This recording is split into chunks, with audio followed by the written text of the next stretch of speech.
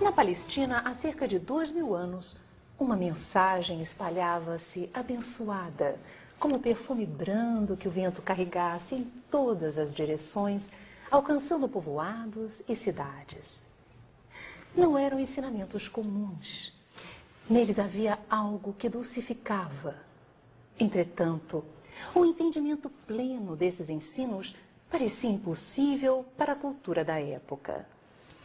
Na França, há cerca de 150 anos, Allan Kardec organiza uma doutrina conhecida hoje como o Espiritismo, o Consolador prometido por Jesus, que chegava para levantar o véu intencionalmente colocado sobre os ensinos do Cristo, que viria esclarecer a humanidade sobre as leis divinas apresentadas por Jesus em linguagem figurada. Os ensinamentos de Jesus são uma revolução de amor a operar-se nas almas. Qual a relação entre o Espiritismo e o cristianismo? O Espiritismo é um projeto do Cristo? Diante dos desafios da vida atual, que contribuição o Espiritismo pode oferecer? Para conversar conosco sobre este tema, encontra-se aqui Divaldo Pereira Franco, médium espírita e conferencista internacional. Divaldo, eu estou muito feliz de ter você aqui no nosso programa. Mas da mesma forma, para mim é uma bênção. Amélia Rodrigues, por seu intermédio no livro Até o Fim dos Tempos, diz assim: naqueles tumultuados dias, a presença de Jesus era um refrigério para as almas. E hoje, Jesus ainda está presente? Sem dúvida. Principalmente naqueles dias, porque Israel, que era um povo de profetas, estava há 400 anos sem receber qualquer mensagem do mundo espiritual. Tal a corrupção que graçava. Na atualidade, embora sejamos uma sociedade dita religiosa, não somos uma sociedade que mantenha o espírito de religiosidade. Então Jesus para nós é um refrigério na ardência das nossas paixões. À semelhança do que aconteceu antes, a sua presença hoje é a abertura de uma era de paz de que todos necessitamos. Divaldo, o Espiritismo é um projeto do Cristo? É um projeto anunciado. É curioso lembrar que ele estava descendo para o holocausto. E ao referir-se, os discípulos ficaram muito tristes e disseram: ó Senhor, não nos deixes órfãos.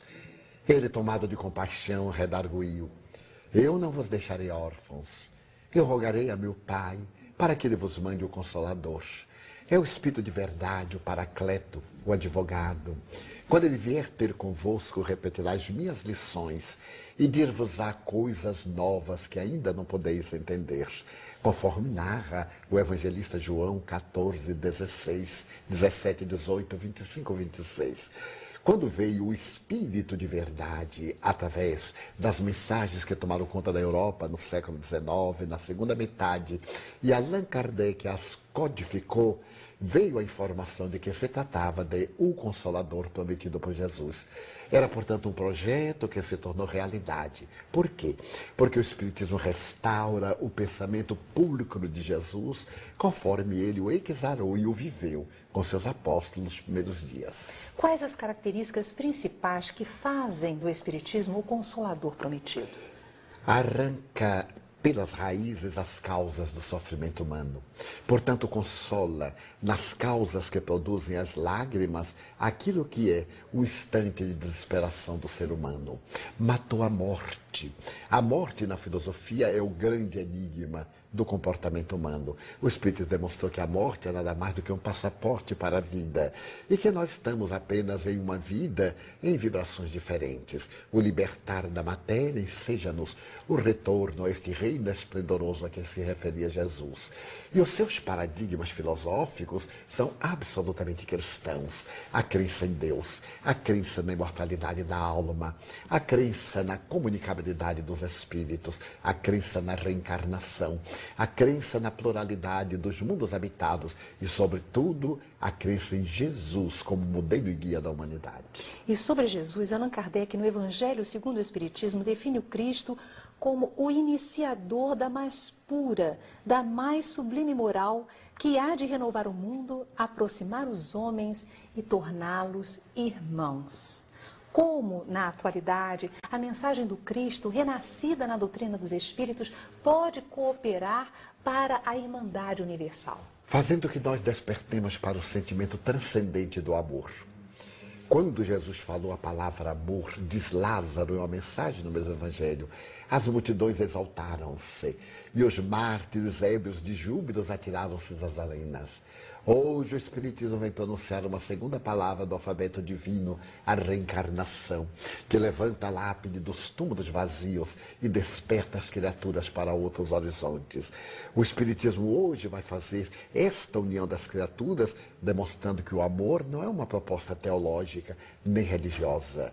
Constata-se hoje na neurociência que o amor é nada mais, nada menos do que o mais nobre processo psicoterapêutico preventivo e curativo para as necessidades humanas.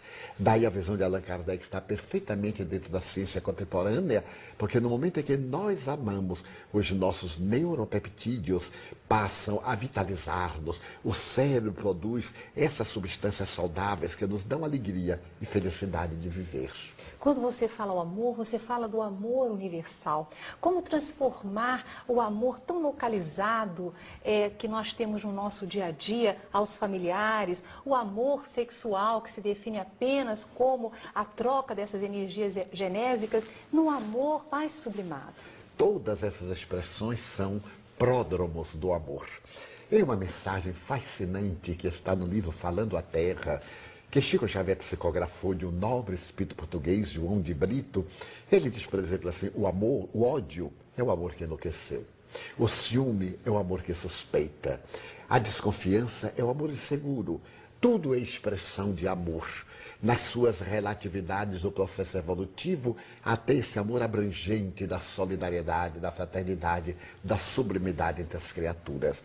Inicialmente é o desejo sexual, é o apego, é uma forma de amor. Depois é o zelo pela família, já é o amor que se expande. Mais tarde é o interesse nos ideais, é o amor que se agiganta. Um dia será o amor que não pede, mas aquele que dá. É muito difícil chegar a esse ponto? Não, é uma questão de hábito. Toda vez que nós iniciamos qualquer tipo de ideal, ele é um desafio. E apresenta-se no cercado de dificuldade. À medida que damos passos, avançamos na direção da meta. E em breve atingimos-la, sem nos darmos conta.